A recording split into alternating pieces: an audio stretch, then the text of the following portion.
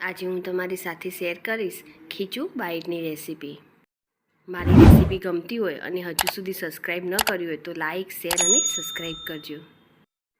ખીચું bytes બનાવવા માટે પહેલાં આપણે એક કઢાઈ લઈશું, તેમાં 2 કપ જેટલું પાણી એડ કરીશું।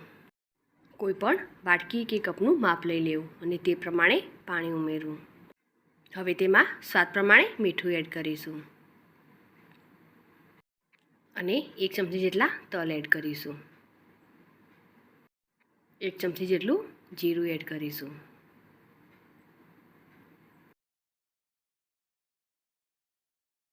અને અડધી ચમચી જેટલો અજમો એડ કરીશું।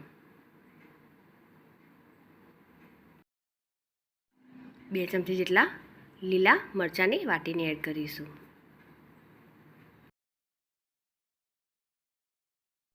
હવે તેમાં લીલા ધાણા ઉમેરીશું।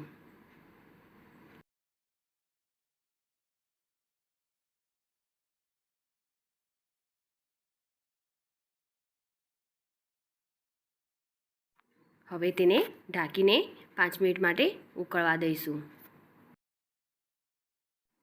5 મિનિટ પછી પાણી સરસ એવું આપણું ઉકળી ગયું છે।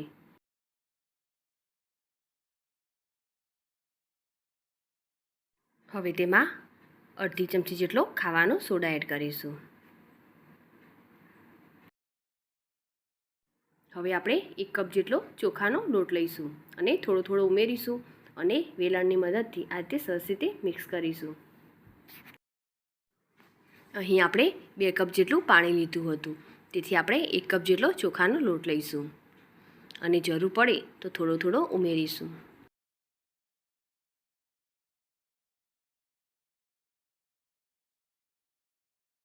બાકી રહેલો લોટ પણ તેમાં ઉમેરી દઈશું।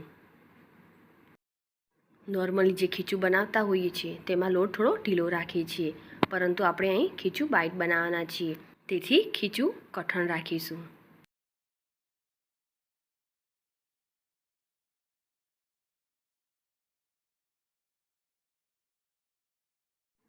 સરસ એવો લોટ મિક્સ થઈ ગયો છે। હવે આપણે તેને થોડો ઠંડો થવા દઈશું અને તેના રોલ બનાવી દઈશું। જે પ્લેટમાં આપણે સ્ટીમ કરવા મૂકીશું તેને પણ આપણે તેલ લગાવી લઈશું। આ રીતે આપણે બધા જ રોલ રેડી કરીશું। બધા જ આપણે રેડી કરી દીધા છે। હવે તેને આપણે સ્ટીમ કરીશું, તો તેને આપણે 5 મિનિટ માટે સ્ટીમ થવા દઈશું। 5 મિનિટ પછી આપણું ખીચું સરસ એવું બફાઈ ગયું છે। હવે આપણે તેને કટ કરી લઈશું। ચપ્પાને પણ આપણે તેલ લગાવી દઈશું, જેથી ખીચું બાઈટ્સ એકદમ સરસ એવા કટ થઈ જાય।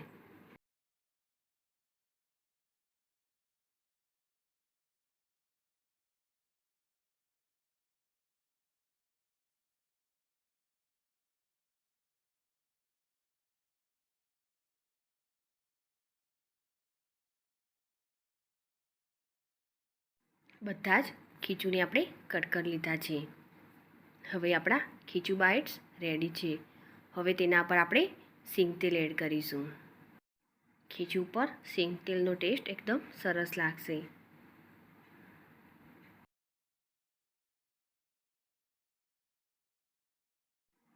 અને તેના ઉપર આપણે આચાર મસાલો એડ કરીશું। હવે મસાલા સાથે સરસ રીતે મિક્સ કરી લઈશું।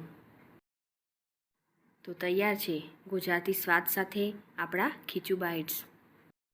મારી આ રેસીપી તમને ગમી હોય તો ચોક્કસથી લાઈક કરજો, સાથે જ તમારા ફ્રેન્ડ્સ અને ફેમિલી મેમ્બર્સ સાથે શેર કરજો અને મારી ચેનલને સબસ્ક્રાઈબ કરી બાજુ આપેલ બેલ આઇકોન પ્રેસ કરજો, જેથી નવી રેસીપીના અપડેટ તમને મળતા રહે। ફરી મળીશું આવી અવનવી રેસીપીના સાથે।